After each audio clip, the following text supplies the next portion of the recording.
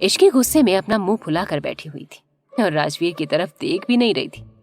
ये देखकर वो उसके पास आया और बोला, आज सच में जरूरी काम है, नहीं तो क्या मैं आज संडे वाले दिन ऑफिस जाता? इश्की नाराजगी जताते हुए बोली, मुझे क्या पता, आपका बस चले तो आप रात को भी घर ना हो, ऑफिस में ही बस जाओ। राजवीर ने गहरी सांस ली और इश्की के पास बैठ गया। थोड़ी देर उसे ऐसे ही देखकर बोला, तो तुम ऐसे ही गुस्सा रहने वाली हो? इश्की फिर से नाराजगी वाली टोन में बोली, नहीं, मैं गुस्सा क्यों रहूंगी, और मेरे गुस्से से किसी को क्या फर्क पड़ता है? राजवीर आखिरकार हार मानते हुए बोला, अच्छा बाबा, नहीं जा रहा हूं ऑफिस, लेकिन एक कंडीशन पर। मैं यही मीटिंग लूंगा और इस पर तुम नाराज नहीं होगी।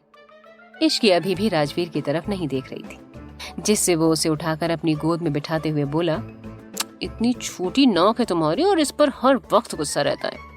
ये बोलकर राजवीर ने इश्की की नाक खींची तो वो चिढ़ गई और मुंह दूसरी तरफ कर लिया। वो उसे मनाते हुए बोला, अच्छा ठीक है, मैं अपना काम कर लेता हूँ, उसके बाद हम घूमने चलेंगे। इश्की ज्यादा कुछ नहीं बोली और जैसे तैसे वो उसे मनाकर स्टडी रूम में चला गया। आज संडे होने की वजह से इश्की अकेले बैठे बैठे बोर हो रही थी, इसलिए वो उठकर मिशा के पास चली गई। मिशा के रूम में रूही भी थी। रूही की नजर जैसे ही इश्की पर गई वो बोली, क्या बात है इश्की, तुम यहाँ? मुझे लगा था कि तुम आज भाई के साथ होगी। ये सुनकर इश्की बोली, आपको ऐसा लगा भी कैसे दी? राजवीर एक नंबर के वर्कहॉलिक हैं, छुट्टी वाले दिन भी अपने लिए काम लेकर बैठ जाते हैं। इश्की के मुंह से सुनकर रूही हंसने लगी। तभी मिशा बोली, चल कोई नहीं, हम कहीं घूमने चलते हैं। रूही बोली, तुम प्लान करो, मैं समर के साथ जा रही हूँ। मिशा चिढ़ते हुए बोली, क्या बात है, आजकल आप कुछ ज्यादा ही जीजू के आगे पीछे हो रही हैं। रूही मिशा को ताना मारते हुए बोली, क्यों, तुम जब उस रेहान के आगे पीछे घूमती हो तो क्या मैं कुछ बोलती हूँ तुम्हें? दोनों बहनें फिर से आपस में लड़ने लगी। उनका शोर सुनकर अर्नब रूम में आकर बोले, लड़ क्यों रहे हो तुम दोनों? इतनी बड़ी हो गई हो फिर भी बच्चों की तरह लड़ती रहती हो। रूही मिशा की कंप्लेन करते हुए बोली, डैड मैंने कुछ नहीं किया, ये सब मिशा ने स्टार्ट किया है। मिशा भी शिकायत करते हुए बोली, अच्छा जी, सारी गलती मेरी है क्या, जैसे तुमने कुछ किया ही नहीं। अर्नब गुस्सा करते हुए बोले, अरे बस भी करो तुम दोनों, अब एक भी शब्द बोला तो देख लेना। इश्की चुपचाप बैठकर उन दोनों को देख रही थी कि कैसे वो दोनों लड़ रहे थे और अर्नब उन्हें डांट रहे थे। ये देखकर इश्की बीच में बोली, अच्छा, मेरे पास ना एक आइडिया है, हम एक काम करते हैं, हम सब कहीं घूमने चलते हैं। मिशा बोली, रियली? तुम्हें लगता है कि सब मान जाएंगे? यहाँ किसी एक का मुंह फूलता है तो कभी दूसरे का, सब उन्हें मनाते ही रह जाएंगे। रूही बोली, तू चुप कर, आई थिंक इश्की का आइडिया अच्छा है, हम सभी जा सकते हैं, और रही बात बड़ों को मनाने की तो वो डैड कर लेंगे और छोटों को हम मना लेंगे, और भाई को इमोशनल ब्लैकमेल करके इश्की मना ही लेगी। अर्नब बोले, चलो ठीक है, फिर मैं कोशिश करता हूँ कोमल जी को और माँ को मनाने की। रूही बोली, ओके डन। मिशा बोली, हो गया, मुझे तो नहीं लगता कि कोई मानेगा। इश्की उसे धमकाते हुए बोली, तू अपनी जुबान बंद कर, समझी? उसके बाद अर्नब वहां से चले गए और कुछ घंटे बाद इश्की भी अपने रूम में गई। वहां जाकर उसने देखा कि राजवीर अभी भी रूम में वापस नहीं आया था।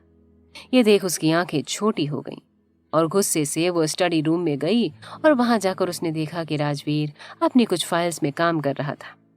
इश्की उसके पास जाकर उसके हाथ से फाइल छीनते हुए बोली, आपने तो कहा था कि आप जल्दी काम पूरा करके आ जाएंगे, तो अब क्या हुआ? राजवीर ने अपनी आंखें ऊपर करके देखा तो सामने इश्की गुस्से से उसे देख रही थी। ये देखकर राजवीर को समझ आ गया कि वो इतने गुस्से में क्यों थी। वो उसे शांत करते हुए बोला, इश्की बस काम हो ही गया था, मैं तो बस आ ही रहा था। इश्की गुस्से से बोली, अच्छा जी, आप मुझे पागल बना रहे हो? राजवीर बोला, नहीं बाबा, बस हो ही गया। इश्की ने पूछा, ठीक है, मान लिया आपकी बात, अगर आप चाहते हैं कि मैं आपसे गुस्सा न रहूं तो आपको मेरी एक बात माननी होगी, बोलिए मंजूर है या नहीं? राजवीर ने पूछा, हाँ ठीक है, बताओ तुम्हारी कौन सी बात माननी है? इश्की ऑर्डर देते हुए बोली, वो आज ना हम सभी कहीं घूमने का प्लान बना रहे हैं, तो आप भी हमारे साथ चल रहे हैं। राजवीर ने पूछा, घूमने जाना है, लेकिन कहाँ? ऑलरेडी इतना टाइम हो गया है, अभी कहाँ जा पाओगे?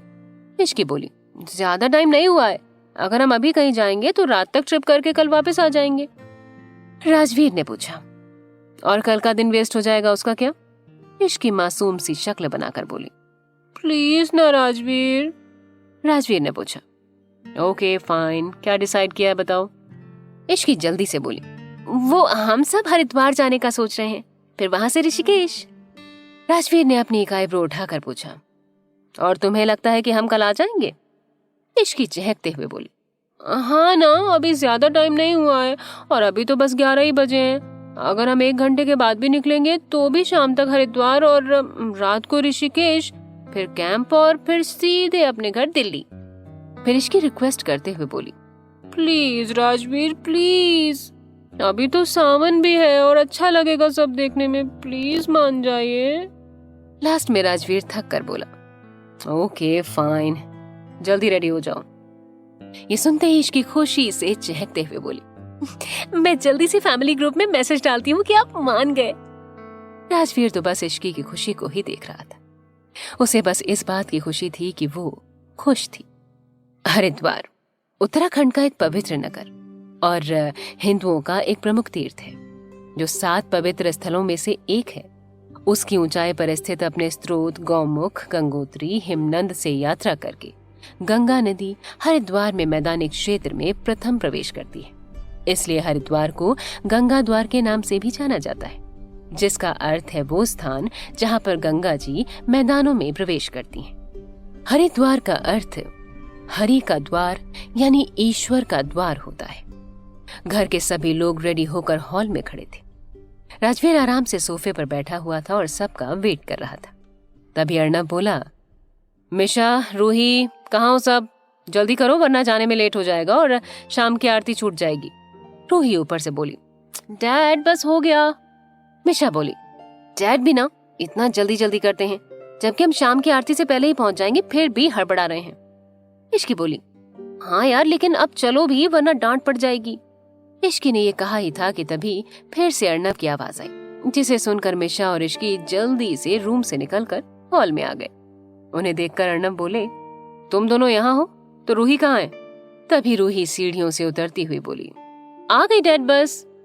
मिशा ने पूछा, वैसे हम जा कैसे रहे हैं? तभी मिहिर अंदर आते हुए बोला, इन सब ने तो कार का प्लान कर रखा था, लेकिन मैंने सोचा हमारी फैमिली ट्रिप बहुत कम होती है और खास करके भाई के साथ, तो क्यों ना ये ट्रिप थोड़ी फिल्मी तरीके से हो जाए। तो मुझे वो मूवी हम साथ साथ हैं याद आ गई, तो मैंने सोचा कि क्यों ना वैसे ही एक बस ले ली जाए। कोमल ने पूछा, व्हाट, हम बस से जाएंगे? मिहिर बोला, मॉम डोंट वरी, बहुत ही अच्छी है, अपनी कार से तो अच्छी ही है।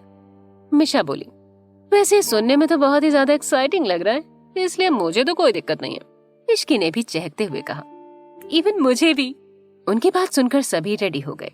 राजवीर तो बस इश्की की खुशी चाहता था, वो उससे जो करने को कहती थी वो कर देता था, इसलिए उसने भी कुछ नहीं कहा और होने दिया जो हो रहा था। इश्की बहुत ही खुश थी। वो राजवीर के पास जाकर खड़ी हो गई तो वो उससे बोला, खुशी में ज्यादा खुद को थका मत लेना और ना ही कहीं गिरना पड़ना।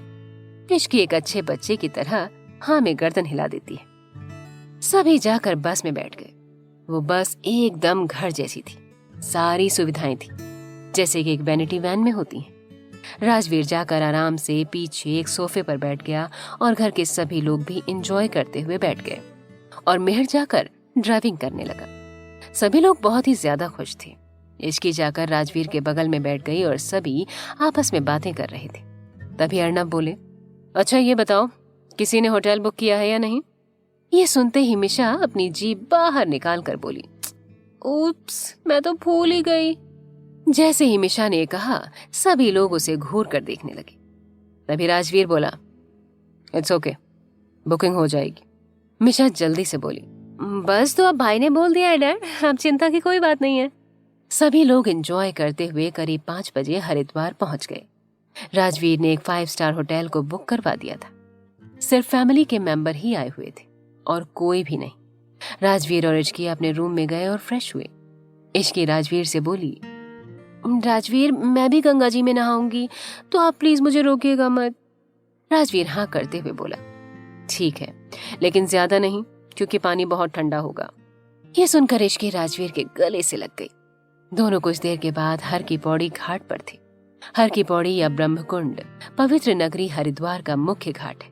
इस स्थान पर नदी में पापों को धो डालने की शक्ति है और यहाँ एक पत्थर में श्री हरि के पद चिन्ह इस बात का समर्थन करते हैं। ये घाट गंगा नदी की नहर के पश्चिमी तट पर है, जहाँ से नदी उत्तर दिशा की ओर मुड़ जाती है। हर शाम सूर्यास्त के समय साधु सन्यासी गंगा जी की आरती करते हैं और उस समय नदी के नीचे की ओर बहता जल पूरी तरह से रोशनी में नहाया होता है और यज्ञ अनुष्ठानों में संलग्न होते हैं। सभी घर वाले गंगा में नहाए सिवाय राजवीर के। उसने बस गंगा जल खुद पर डाल लिया और उसके बाद वहां के मंदिर के दर्शन किए और शाम की आरती देखी। इश्की पूरे समय राजवीर के साथ ही थी, क्योंकि उसने पूरे टाइम उसका हाथ पकड़ रखा था। शाम का वक्त था और घाट पर भीड़ बढ़ती ही जा रही थी और साथ ही सावन का महीना, तो भीड़ तो और ज्यादा होनी ही थी। राजवीर ने इश्की का हाथ ऐसे पकड़ रखा था जैसे कि वो एक छोटी बच्ची हो और उसका हाथ छोड़ेगा तो वो कहीं खो जाएगी।